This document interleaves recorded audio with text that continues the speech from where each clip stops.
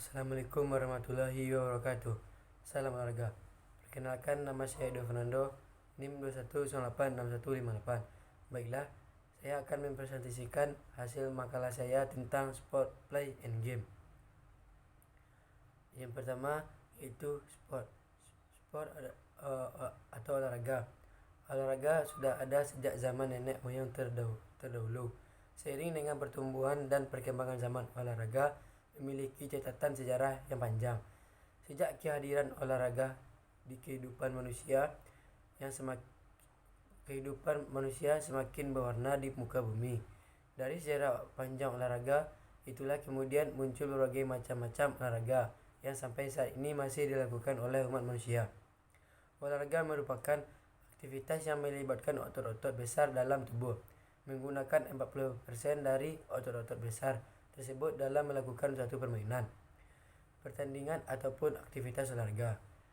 Olahraga untuk mempertahankan kebugaran, mereduksi stres, menggiatkan metabolisme, dan mempertahankan tubuh dari penyakit.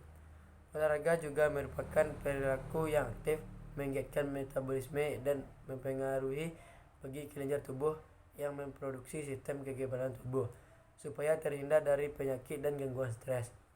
Oleh sebab itu, kita dianjurkan untuk melakukan kegiatan olahraga secara rutin dan teratur. Berikut ini pengertian dan definisi olahraga oleh beberapa pakar olahraga. Yang pertama, tim guru eduka.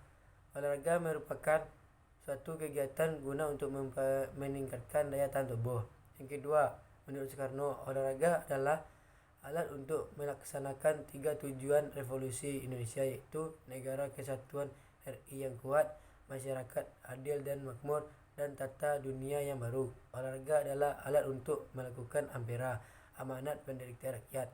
Yang ketiga, Suryanto Rakmono.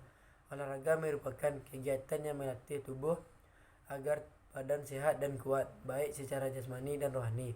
Yang keempat, Seno Gumira Aji Dharma. Olahraga merupakan sarana kompetensi agar menjadi yang nomor 1. Yang kelima, Kartini Marsden. Olahraga merupakan kegiatan yang dapat digunakan sebagai penghilang stres yang terbaik dari yang pernah ditemukan.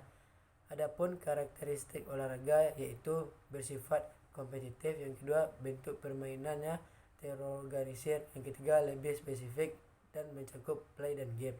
4. Permainan yang dilembagakan. Olahraga dikatakan sebagai ilmu untuk mengkaji beberapa perspektif ilmu yang lain. Di antaranya yang pertama, olahraga disajikan secara ontologisme yang diuji berdasarkan keadaan olahraga dan eksistensinya. Oleh karena itu, kita harus menjadikan olahraga sebagai ilmu yang harus dipelajari, karena dalam suatu ilmu terdapat banyak manfaat dan dalam ilmu olahraga mencakup semuanya, dari jasmani raga dan rohani jiwa. Adapun fungsi dan tujuan olahraga, yang pertama, olahraga pendidikan adalah proses pembinaan dalam penguasaan keterampilan dan ketangkasan dalam berolahraga, termasuk dalam pembinaan nilai-nilai pendidikan melalui bekal pengalaman yang lengkap, sehingga yang terjadi adalah proses sosialisasi melalui dan ke dalam olahraga. 2. Olahraga kesehatan merupakan kegiatan olahraga yang memiliki tujuan untuk mencapai tujuan kesehatan yang mencakup dalam konsep well-being melalui kegiatan olahraga. Yang ketiga, olahraga rekreatif merupakan kegiatan olahraga yang tujuannya bersifat rekreatif atau manfaat dari aspek jasmani dan sosial psikologis. Yang keempat, olahraga rehabilitatif merupakan olahraga atau latihan jasmani yang bertujuan untuk bersifat terapi atau aspek psikis.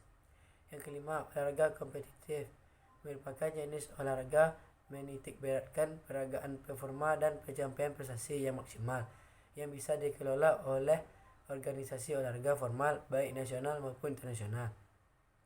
B. Relasi play, game, dan sport. Menurut Edwards 1973, pengertian olahraga bergerak dari pengertian yang luas, meliputi play, game, dan sport. Kajian filsafat olahraga didasarkan pada 3 konsep, yaitu play, game, dan sport. Ketiganya memiliki arti aktivitas yang berbeda. Play adalah bentuk kegiatan tak produktif dengan kesenangan sendiri. Permainan yang diorganisir games olahraga sebagai bentuk aktivitas bermain dengan peraturan dan pertandingan dengan tolak ukur keterampilan fisik yang orang yang melakukan. Play adalah suatu kegiatan sukarela yang dilakukan dalam batas ruang dan waktu yang telah diterapkan. Play memiliki sifat esensial, yaitu aktivitas yang dilakukan hanya untuk hiburan, bukan untuk dipertandingkan. Bermain merupakan segala aktivitas yang memperoleh rasa senang tanpa memikirkan hasil akhir, yang dilakukan secara spontan tanpa paksaan orang lain. Karakteristik bermain: yang pertama, bebas, sukarela, dan tanpa paksaan dalam berpartisipasi. Yang kedua, aktivitas bermain terpisah dari pembatasan ruang dan waktu. Yang ketiga, hasil dari aktivitas bermain adalah sesuatu yang tidak diketahui atau direncanakan. Yang keempat, aktivitas murni bermain tidak produktif, tidak menghasilkan nilai yang permanen. Yang kelima, peraturan bermain tergantung pada kondisi dan ketergantungan pada kesepakatan bermain. Yang keenam, kualitas bermain merupakan bagian dari kehidupan nyata. Game merupakan bagian dari play. Semua game merupakan bentuk dari play. Game memiliki semua karakteristik play. Game bertujuan untuk menghibur, biasanya disukai anak-anak dan orang dewasa. Penting juga untuk perkembangan otak, dapat meningkatkan konsentrasi dan melatih memecahkan masalah.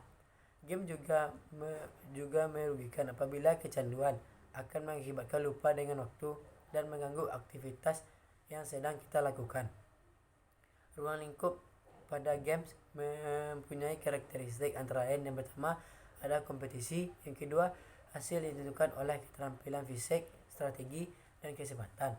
Sedangkan sport atau olahraga adalah bagian yang termasuk dalam permainan pertandingan. Bedanya terletak pada persyarat dan kecakapan, dan olahraga adalah permainan pertandingan yang dilembagakan dalam suatu masyarakat, seperti pendidikan agama dan pemerintahan. Bermain pada intinya merupakan kegiatan yang digunakan sebagai hiburan. Bermain bukanlah seperti olahraga dan pendidikan jasmani, walaupun elemen dari bermain itu ditemukan keduanya di dalamnya. Bermain, olahraga, dan pendidikan jasmani melibatkan bentuk suatu gerakan. Ketiganya dapat melumat secara pas dalam konteks pendidikan bila digunakan untuk tujuan kependidikan.